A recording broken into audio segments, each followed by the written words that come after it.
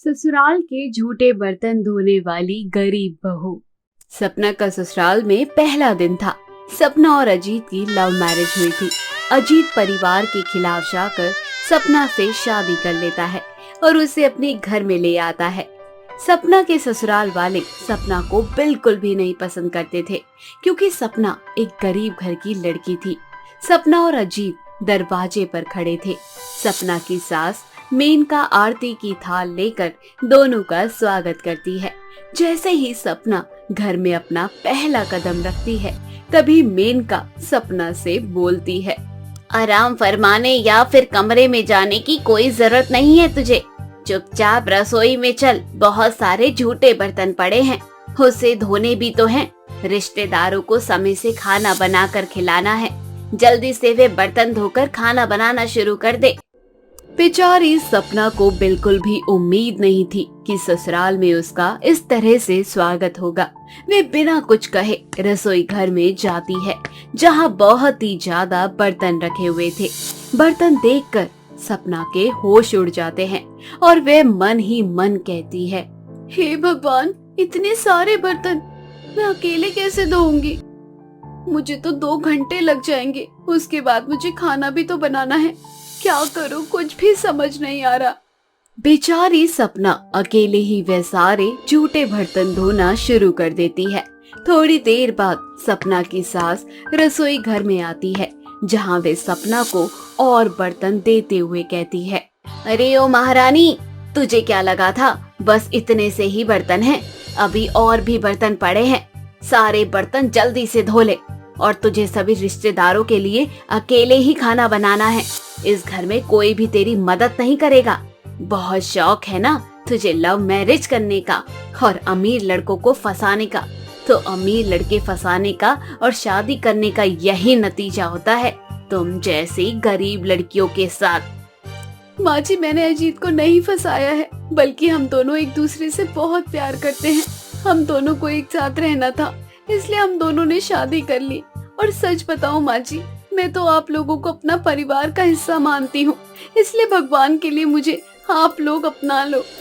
तेरी इतनी औकात कि तू हमसे इस तरह से बात करेगी? तू एक नौकरानी की तरह है और इस घर में नौकरानी की तरह ही रह। सपना बिना कुछ कहे सारे बर्तन धो देती है। थोड़ी देर बाद बेचारी बिना आराम किए अकेले ही सभी रिश्तेदारों के लिए खाना बनाने लग जाती है। खाना बनाने के बाद सभी रिश्तेदार खाना खा लेते हैं। बर्तन फिर से गंदे हो जाते हैं। बेचारी फिर से अकेले सारे झूठे बर्तन धोने लगती है। तभी अजीत वहाँ आ जाता है और सपना से कहता है, अरे सपना, आखिर कब तक काम करती रहोगी? कुछ खा लो। जब से आई हो तब से तुमने कुछ भी नहीं खाया है। अब क्या करूं, इतना सारा काम पड़ा हुआ है। दूसरी बार बर्तन धो रही हूँ, लेकिन अब यहाँ मैं किसी को कुछ भी नहीं बोल सकती, क्योंकि आज मेरा ससुराल में पहला दिन है और मुझे बिल्कुल भी उम्मीद नहीं थी कि मेरे साथ इतना सब कुछ होगा। मैं जानता हूँ कि तुम्हें तकलीफ हो रही है, लेकिन अब कर भी क्या सकते हैं, थोड़ा तो झेलना ही पड़ेगा। इतना बोलकर अजीत सपना के साथ बर्तन धुलवाने लगता है। दोनों पति पत्नी जल्दी जल्दी बर्तन धोकर अपने कमरे में चले जाते हैं, जहां अजीत सपना के लिए खाना लाता है और खुद उसे अपने हाथों से खाना खिलाता है। ऐसे ही समय बीत जाता है। एक दिन अजीत और उसकी माँ दोनों मंदिर जाने का प्लान करते हैं। बेटे की बात सुनकर सास रसोई में जाती है और घर के धुले सारे बर्तन फिर से सिंक में डाल देती है। थोड़ी देर बाद सास सपना के पास जाती है और बोलती है, महारानी जी, कहाँ जाने की तैयारी हो रही है? इतने सारे रसोई में बर्तन झूठे पड़े हैं, वे कौन धोएगा? तुम्हारी माँ आएगी या तुम्हारे मायके से कोई आएगा? माँ जी, मैंने तो सारा काम कर लिया और सारे बर्तन भी धो लिए। हाँ हाँ, तूने अगर बर्तन धो लिए हैं तो किसी भूत ने बर्तन आकर गंदे कर दिए हैं। अरे जा कर देख, रसोई में बहुत सारे बर्तन पड़े हैं गंदे से। चुपचाप सारा काम कर रसोई का, उसके बाद खाना बनाने की तैयारी कर ले। मैं और अजीत दोनों मंदिर जा रहे हैं, तुझे जाने की कोई जरूरत नहीं है। अगर अजीत पूछे तो बोल देना कि बहुत सारा काम पड़ा है। अच्छा ठीक है, आप चले जाओ, मैं इधर सारा काम कर लेती हूँ। बेचारी सपना अपना मन मार कर रसोई में जाती है और देखती है कि सारे बर्तन गंदे करके सिंक में पड़े हैं। सपना समझ जाती है कि ये सब उसकी सास ने किया है, लेकिन वह किसी से कुछ नहीं कहती। थोड़ी देर बाद अजीत सपना के पास आता है और बोलता है, ये सब क्या है सपना?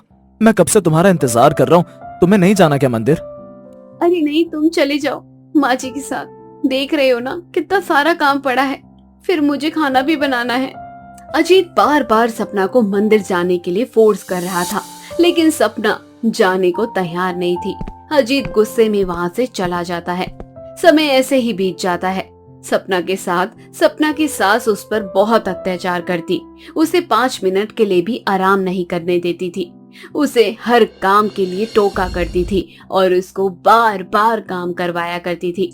ऐसे ही एक दिन सपना अपने कमरे में थी, तभी उसकी सास वहाँ आती है और सपना से बोलती है, महारानी, अगर आपका आराम करना खत्म हो गया है तो जाकर दोबारा घर की सफाई कर लो। माँ जी, अभी 10 मिनट हुए हैं घर को साफ किए हुए। अभी तो घर बहुत साफ दिख रहा है, मैंने एक एक कोना चमका दिया है। मैं जितना बोलूं तुझे उतना ही करना है। अगर इस घर में रहना है तो मेरे हिसाब से रहना होगा। अच्छा माँ जी, ठीक है, मैं थोड़ी देर में कर देती हूँ। आज मेरी तबीयत थोड़ी ठीक नहीं है, बस थोड़ा सा आराम कर लो, उसके बाद मैं ये सब पूरा काम कर दूंगी। कोई आराम नहीं करना है, दोबारा काम करने के लिए उठ खड़ी हो जा, वरना मुझसे बुरा कोई नहीं होगा। माँ जी, सच में मेरी बिल्कुल भी हिम्मत नहीं है कि मैं यहाँ खड़ी हो पाऊँ, मुझे बहुत बुखार है। अरे मेरे लिए तो तुम मरी जा। तुम जैसी लड़कियों के लिए इस तरह का टॉर्चर ही होना चाहिए, ताकि आगे से तुम लोगों की हिम्मत ना हो सके। इस लव मैरिज को करने के लिए इतना अत्याचार करूंगी तभी तुझे अक्कल आएगी, वरना नागिन की तरह फन फैलाकर मेरे सर पर बैठी रहेगी। तभी वहाँ पर अजीत आ जाता है, पर अजीत अपनी माँ को इस तरह से सपना के ऊपर अत्याचार करते हुए देख लेता है और वे गुस्से में सपना और अपना सामान पैक करने लगता है और कहता है, माँ, अब तुम इस घर में अकेली रहो। अगर तुम्हें इतना ही अमीर और गरीब में फर्क करना है तो अपने लिए अमीर बहू ले आओ कहीं से, वो तुम्हारी सेवा पानी करेगी। अब मैं सपना को लेकर यहाँ से जा रहा हूँ। सपना अजीत को बहुत मना करती है, लेकिन अजीत सपना की बिल्कुल भी नहीं सुनता। दोनों अब घर छोड़कर चले जाते हैं। यूं ही कुछ दिन गुजर जाते हैं। सपना की सास अब अकेले ही घर में रहने लगती है। बहू बेटे के जाने के बाद सपना की सास को बहुत अकेलापन महसूस होता है और उसे अपनी गलती का एहसास होता है। वे अपनी बहू और बेटे दोनों को फोन करके घर पर बुला लेती है और उनसे माफी मांगती है, जिसके बाद वे सभी लोग मिलकर एक नई जिंदगी की शुरुआत करते हैं। दिशा बहुत सुंदर थी, उसकी हाइट भी काफी अच्छी थी, पर दिशा की भाभी एक बोनी थी। पर बोनी होने के बाद भी दिशा की भाभी अनुष्का में काफी घमंड था, इसलिए दिशा भी अपनी भाभी को हमेशा मुंह तोड़ जवाब देती और उसकी बोनेपन का अक्सर मजाक उड़ाया करती, जिस वजह से दिशा और अनुष्का के बीच में जरा सी भी नहीं बनती और दोनों ननद भाभी आपस में एक दूसरे को ताने देती और लड़ती रहती। ऐसे ही एक दिन दिशा कॉलेज जाने के लिए तैयार हो रही थी, तभी अनुष्का वहाँ आती है और दिशा को तैयार होता देख उससे कहती है, अरे मेरी प्यारी ननद तो आज बहुत सुंदर लग रही है, पर आज दिशा मैडम इतनी तैयार होके कॉलेज क्यों जा रही है? क्यों भाभी, आपको क्या लगता है कि आप जैसे बोने लोग ही तैयार होकर सुंदर दिख सकते हैं, हम जैसे लोग नहीं? माना कि हम जैसे लोग सुंदर होते हैं, पर मेकअप करके हम अपनी सुंदरता को और निखारते हैं। वैसे आपको मेरे मेकअप से कोई परेशानी हो रही है? ओ हेलो, मुझे भला तुम्हारे मेकअप से परेशानी क्यों होगी? मैं तो यहाँ तुम्हारी मदद के लिए आई हूँ। तुम्हें मेरे जितना सुंदर मेकअप करना जो नहीं आता, कहो तो तुम्हारी कोई मदद कर दूं।